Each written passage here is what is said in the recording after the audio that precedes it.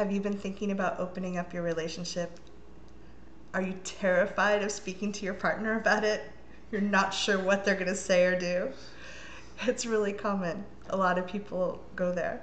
Reid, why is it important to talk to your partner about it? So that you're not scared, because holding back information and will usually get you more and more anxious. Yes. It will take up more bandwidth in your head. You'll probably start worrying about something, or it'll really be bothering you, and you'll spend so much energy trying to forget that you're thinking about this all the time that your partner might notice. And then they're going, what's going on? Why are you so weird? Yes. And then they're going to start mistrusting you and being like, you're obviously holding something back. And then it just erodes the intimacy. Well, and if you're resisting an experience you really want to have, you eventually start resenting the other person for the most part, and that's not good for a long-term relationship. Yeah. So this is Reid Mahalko from ReidAboutSex.com. This is Cathy from theintimacydojo.com.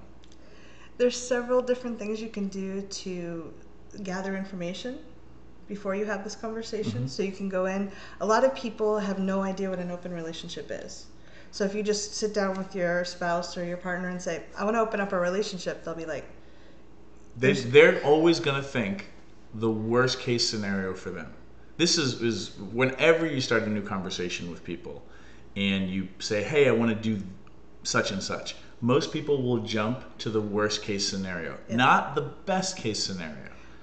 So you get to get some information and find out what appeals to you and what different possibilities there are. There's Showtime Married and Dating. Polyamory, Married and Dating, Showtime show that just aired. Kamala Devi did a great job. They showed some really beautiful possibilities. That's a good place to check it out. And that's just one kind of polyamory. That one couple there was also a triad that was on the show. So understand that you have a lots of different, like, non-monogamy can look a bunch of different ways. So at some point you want to do your research. Yes. I recommend having the conversation first and then going and doing the research together. That's really beautiful. And basically approaching this scary conversation like it's a difficult conversation, of which we have lots of information on our websites about this and another video that you can check out. Yes. And you basically want to tell your partner, this is what you're worried about, what you're afraid of. This is what I'd like to have happen by telling you this thing. And then here it is. In this case, I'm curious about open relationships. What do you think? Right. And then you just like, wait for their answer. Your partner might freak out a little bit because they're going to their worst case scenario. Yes. But inviting them to do research with you, and this is killer and important, tell them, reassure them that just talking about something doesn't mean you have to do it. If you go to your partner and you're like, I'd like to get a puppy, and they have a conversation about getting a puppy, it doesn't mean you have to get a puppy. Same thing with open relationships, but they're just a lot scarier for most people than puppies. Yes.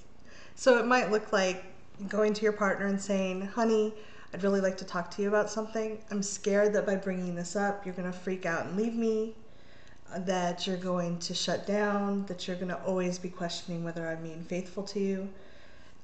I'd really like this to bring more connection and love into our relationship and let us both be self-expressed, whatever we decide to do. And what I haven't been telling you is I'm curious about open relationships. We recommend Tristan Taormino's book, Opening Up. Great resource for lots of different kinds of non-monogamy. And reinforce to your partners over and over again, we're just talking about this. This doesn't mean we're doing anything. Yes. A lot of people in relationships feel more comfortable when they know, and you've reassured them, that if we're going to do anything, it's going to be a lot of conversations and some serious decision making.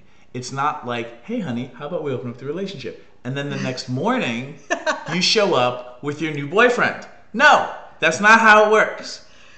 And it really helps to have a lot of information. We're not saying that everyone should have open relationships. We just want to provide information for people that are curious about that. Different relationships fit for different people, different couples. So you get to decide what's right for you and your partner. Not every family should have a puppy.